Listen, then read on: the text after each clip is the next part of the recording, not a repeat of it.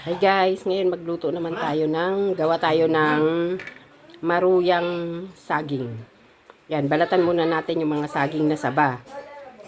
And then, may natin hiwa-hiwain pag nabalatan na natin lahat. Balikan natin siya guys. Ayun na mga BFF, hiwa-hiwain na natin yung ating saging na saba. Pagka hiwa niyan, timpla tayo ng all-purpose flour para doon siya pagulungin at para buuhin siya ng mag-form ng. Tamaring hiwa mo lang. Ayan mga BFF, i-prepare na natin yung all-purpose flour natin. Lagyan natin, paunti-unti lang yung lagay ng tubig hanggat eksakto yung kanyang lapot bago natin siya isawsaw yung ating saging dyan. Yan. Hintayin natin siya yung tamang lapot, hindi sobrang lapot, hindi rin man malabnaw, yung talagang saktong lapot lang. Ayan na mga BFF, yan, yung ganyang lapot, okay na yan.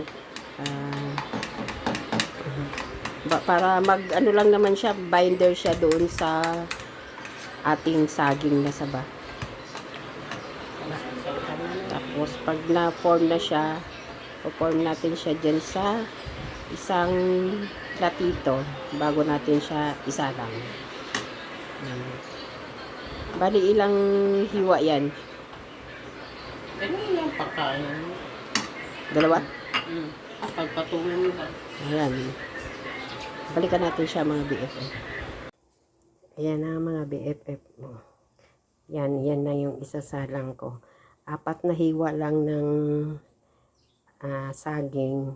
Pinagpatong ko siya ng parallel muna yung dalawa sa ilalim. Tapos pa-diagonal yung pang-ibabaw. Para yon yung magkapit sila. Yan yung aking mixture na all-purpose flour. Diyan ko isasawsaw yung nahiwa-hiwa ko pang mga iba. Same process lang guys.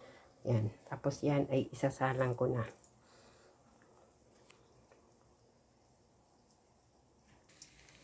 Ayan na mga BFF, sinalang ko na yung first, ng unang salang yan. Yan, yung ating maruya. Wait na lang natin siya mag golden brown.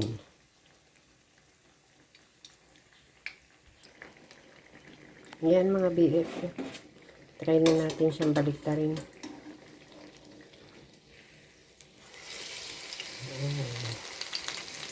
Light pa siya. Kailangan mag golden brown siya bawat kabilaan. Balik na lang ulit natin siya mamaya pagka para maluto na. Ayan na mga BFF, luto na ang ating maruyang saging. Budburan natin siya. Yung iba binubudburan niya ng asukal sa ibabaw. Ako ayoko na ng may asukal sana. Pakita ko lang sa inyo na budburan ko lang konti lang. Yan, kabilaan yan mga BFF. Yan. So, ayoko na siyang budburan ng madami. Pero kayo, pag choice nyo, mas matamis, budburan nyo pa kabilaan ng sugar. Sa akin, okay na yan mga BFF. Yan, kakain ako. Pagkain lang namin yan mag-asawa. Kaya, ganyan lang ang ginawa ko. Hindi siya masyadong presentable. Yan. Bye-bye BFF. See you sa next luto ng kusina ng Blind Kusinera. Bye-bye. Thanks for watching.